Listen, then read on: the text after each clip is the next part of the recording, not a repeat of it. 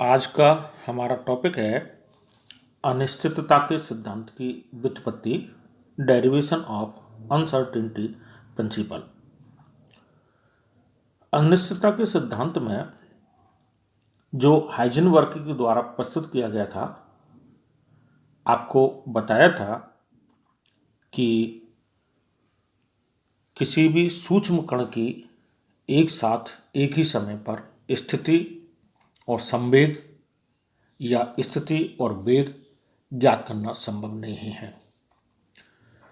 एक में अगर हम शुद्धता बढ़ाते हैं तो दूसरे मापन में अनिश्चितता बढ़ती है, और दूसरे मापन में अगर हम शुद्धता बढ़ाते हैं तो पहले मापन में अशुद्धता या अनिश्चितता का मान बढ़ता है। हाइजेनबर्ग ने यह प्रस्तुत किया था कि यदि डेल्टा एक्स और डेल्टा पी क्रमशः स्थिति और संवेग के मापन में अनिश्चितता है तो इनका गुणनफल प्लांक स्थिरांक h की कोटि का होता है या उससे अधिक होता है। आज हम इसी रिलेशन की delta x into delta P greater than और इक्वल टू h या h अपॉन 4 था, उसकी व्युत्पत्ति करेंगे। तो अब हम प्रारंभ करते हैं अनिश्चितता सिद्धांत की व्युत्पत्ति। अनिश्चितता के सिद्धांत की व्युत्पत्ति के लिए आप इस डायग्राम को समझिए। पहले हम ये मान रहे हैं कि बिंदु O पर एक इलेक्ट्रॉन उपस्थित है। इस इलेक्ट्रॉन को एक माइक्रोस्कोप जो M के द्वारा प्रदर्शित कर रहे हैं, ये माइक्रोस्कोप है, इस माइक्रोस्कोप के द्वारा देखा जा रहा है। देखने के लिए यहां एक प्रकाश सोर्स लगा रखा है, ये प्रकाश सोर्स है, और इस प्रकाश सोर्स से लैम्डा तरंग दैर्ध्य का एक विकिरण निकलता है, और यह विकिरण बिंदु O पर उपस्थित इलेक्ट्रॉन से टकराता है और टक्कर के बाद इस माइक्रोस्कोप में प्रवेश करता है, जिसके द्वारा उस इलेक्ट्रॉन की स्थिति को देखा जाता है। जब तरंग दैर्ध्य का विकिरण का तरंग दैर्ध्य लैम्डा है तो उसका संवेग h अपॉन लैम्डा होगा, जिसे हमने यहाँ इसमें प्रदर्शित कर रखा है इंसिडेंट फोटोन, और इंसिडेंट फोटोन का संवेग है h अपॉन लैम्डा है। कॉम्पटन के प्रभाव में आप पढ़ करके आ रहे हो कि जब विकिरण इलेक्ट्रॉन से टकराता है और टकराने के बाद प्रकीर्णित होता है तो उसकी तरंग दैर्ध्य के मान में वृद्धि हो जाती है। मान लेते हैं कि ये प्रकीर्णित विकिरण की तरंग दैर्ध्य लैम्डा डैश है। जब इसका तरंग दैर्ध्य लैम्डा डैश है तो इसमें निहित संवेग का मान h अपॉन लैम्डा डैश होगा। यह विकिरण इस माइक्रोस्कोप में AB डिस्टेंस जो है इसमें कहीं से भी प्रवेश करेगा तो हमें दिखाई देगा।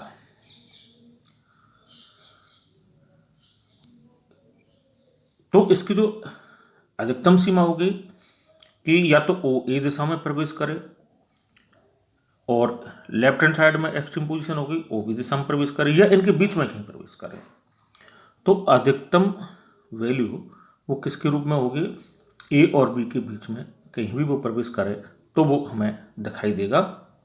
यदि ये मान लें हम कि प्रकीर्णित विकिरण आपतित विकिरण की लंबवत दिशा से थीटा कोण बनाती है, तो यहाँ इस डायग्राम में आप देखिए कि आपतित विकिरण वो x दिशा में आपतित हो रहा है, उसकी लंबवत वो L दिशा है, और प्रकीर्णित विकिरण इस OL से थीटा कोण बनाती है।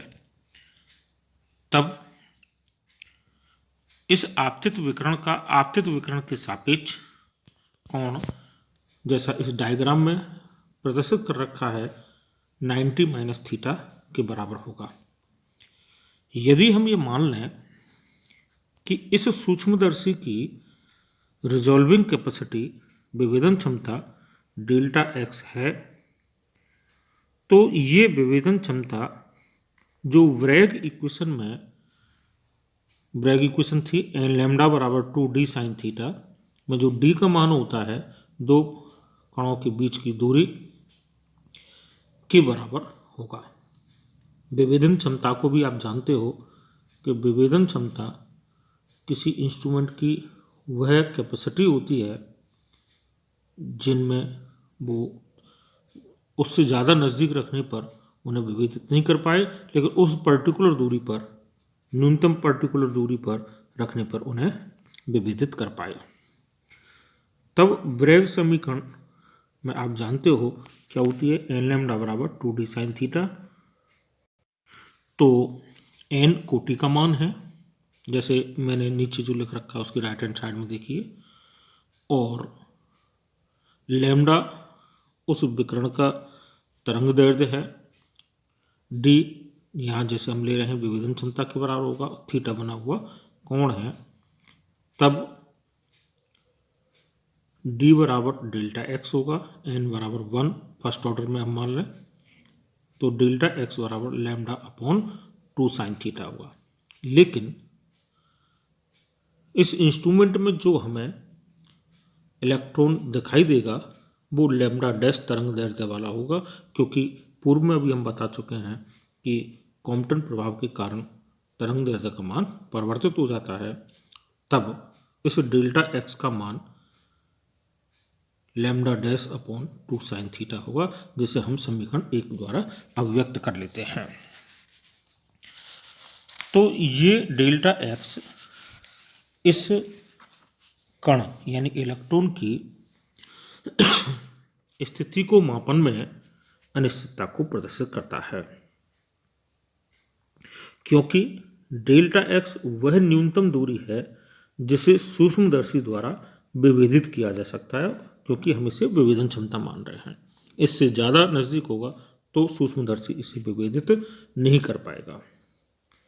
अतः यह इलेक्ट्रॉन की स्थिति के निर्धारण में अनिश्चितता को प्रदर्शित करेगा। इस डायग्राम को पुनः देखिए आप एक बार। इस डायग्राम में जो प्रकीर्णित विकिरण है, स्कैटर्ड फोटोन है, OA और OB के मध्य में प्रवेश करके इलेक्ट्रॉन को दिखाता है। तो OA दिशा और OB दिशा में जो संवेग के मान है h अपॉन लैम्डा डैश है, लेकिन आपतित विकिरण की दिशा कौन सी थी, OX। तो इन संवेगों के मानों की OX दिशा में हम घटक निकालें। OA दिशा में घटक होगा और OB दिशा में घटक होगा, वो एक ही संवेग के लिए हैं, एक ही कण के लिए हैं, तो इन दोनों का अंतर संवेग के मापन में अनिश्चितता को प्रदर्शित करेगा। अब इन घटकों की हम गणना कर लेते हैं। इन घटकों की गणना के लिए देखिए, OA दिशा में संवेग h अपॉन लैम्डा डैश है, जो OX दिशा से 90 माइनस थीटा कोण बना रहा है। तो इस संवेग का OX दिशा में घटक h upon lambda dash cos 90 minus theta होगा। तो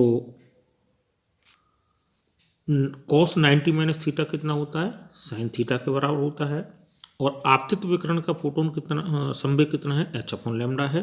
तो कुल संवेग होगा h upon lambda plus h upon lambda dash sine theta, क्योंकि cos 90 minus theta sine theta के बराबर होता है, जिसे हम समीकरण 2 द्वारा अभिव्यक्त कर रहे हैं। इसी प्रकार यदि हम OB दिशा में देखें तो पुनः एक बार डायग्राम पर पहुंचते हैं। ये OB दिशा है, तो यहाँ ये देखिए आप कि ये कोण 90 डिग्री है और ये कोण थीटा था, तो ये कोण भी कितना होगा, थीटा। तो ये पूरा कोण कितना हो जाएगा, 90 प्लस थीटा के बराबर होगा। इस कोण की वैल्यू कितनी होगी, 90 डिग्री प्लस थीटा होगा। तब OB दिशा में संवेग का OX दिशा में घटक h/λ' cos 90 + थीटा होगा, और cos 90 + थीटा का मान sine theta minus sign theta के बराबर होता है। तो इस OB दिशा में जो संवेग है उसका OX दिशा में घटक का मान h/λ आपतित विकिरण का संवेग माइनस h/λ' साइन थीटा, क्योंकि cos 90 + theta minus sign theta के बराबर होता है, जिसे हम समीकरण 3 द्वारा व्यक्त कर रहे हैं। तो समीकरण 2 OA दिशा में, समीकरण 3 OB दिशा में, इन दोनों के बीच में कहीं होता है तो यही इसके मापन की अनिश्चितता होगी, अर्थात संवेग के मापन में अनिश्चितता होगी। तो संवेग के मापन में अनिश्चितता को हम इन दोनों के अंतर के द्वारा ज्ञात कर सकते हैं। तो डेल्टा P बराबर, समीकरण 2 में से 3 को घटा दें तो h/λ plus h/λ' sine theta minus h/λ minus h/λ' sine theta, समीकरण 3 के अनुरूप। और जब हम इन्हें सॉल्व करेंगे तो h/λ से h/λ कैंसिल हो जाएगा, और ये माइनस माइनस प्लस हो जाता है, दोनों जोड़ेंगे तो हमें मिलेगा डेल्टा P बराबर 2h/λ' साइन थीटा, जिसे हम समीकरण 4 द्वारा अभिव्यक्त कर रहे हैं। तो समीकरण 1 में हमें डेल्टा x का मान प्राप्त हुआ था, समीकरण 4 में डेल्टा P का मान प्राप्त हुआ है, और इन दोनों का गुणनफल निकालें तो देखिए क्या मिलता है हमें।